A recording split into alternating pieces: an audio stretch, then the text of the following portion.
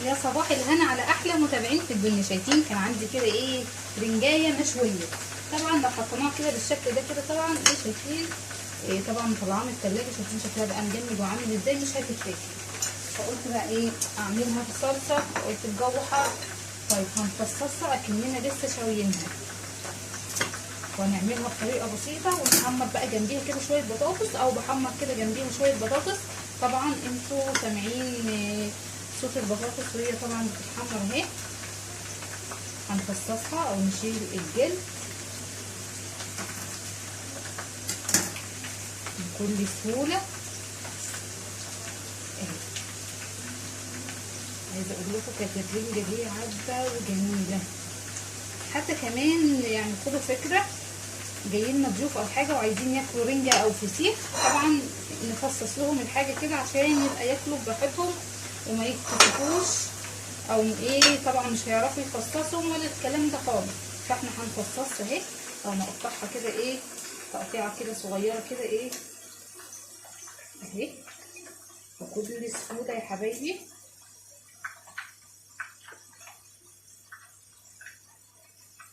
طبعا سايباها كده في الطبق، واخده مكان في التلاجة. طبعا مغطيها طبق كمان ولفاها في كيس، هتخلي لنا ريحه التلاجة زفره. لا ايه، هنفصصها كده.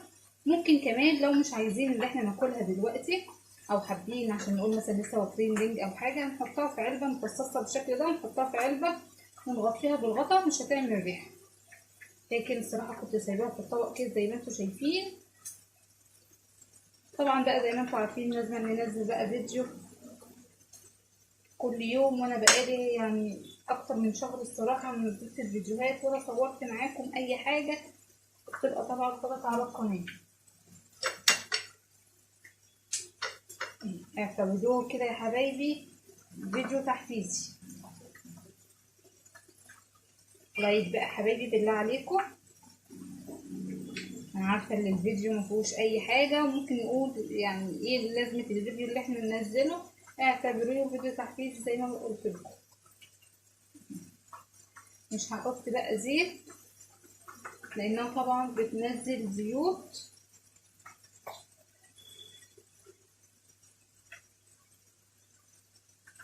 وممكن ان احنا نعملها بصلصه، بس كنت عصر عليها ليمون.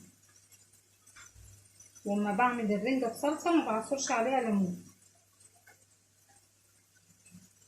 بنشويها بقى يا حبايبي لما نيجي نشوي الرنجه، عشان عيون البوتاجاز ما تتسدش معانا، ولما نيجي نولعه ما يعملش دخنه. بنجيب صينيه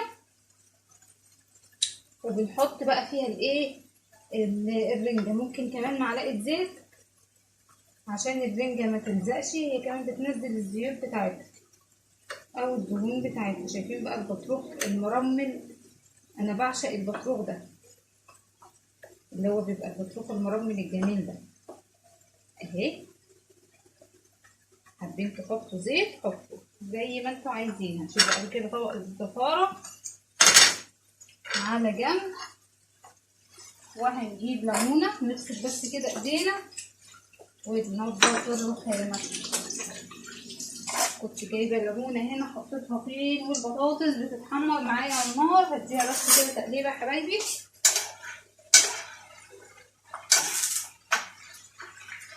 وهنكون عملنا غدا بسيط.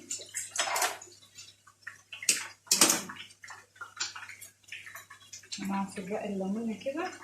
حابين تقطعوا او تعملوا سلطه رنجه، بنقطع بقى طماطم وفلفل وبصل.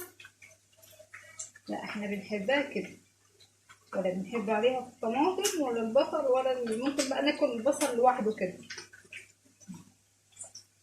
نعصر الليمون زي ما انتوا شايفين كده يا حبايبي.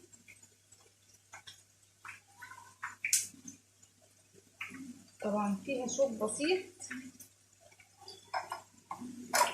يعني كمان. الله على الجمال اهي بالشكل ده. نحمر بقى طبق البطاطس. حابين ان احنا نقطع طماطم جنبها، كله شغال.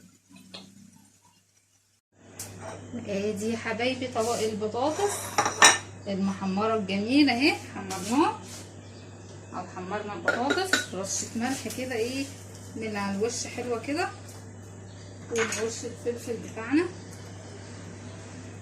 زي ما قلت لكم. حابين بقى طماطم بصل زي ما انتوا عايزين يا احلى متابعين في الدنيا. وادي العيش الجميل بتاعنا وكده يكون يا حبايبي الفيديو او غدا كده النهارده كده، حاجه بسيطه كده خفيفه اهي.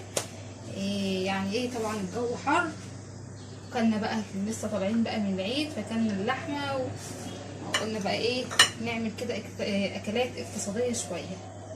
يلا حبايبي اتفضلوا معانا، متنسوش بقى حبايبي لايك للفيديو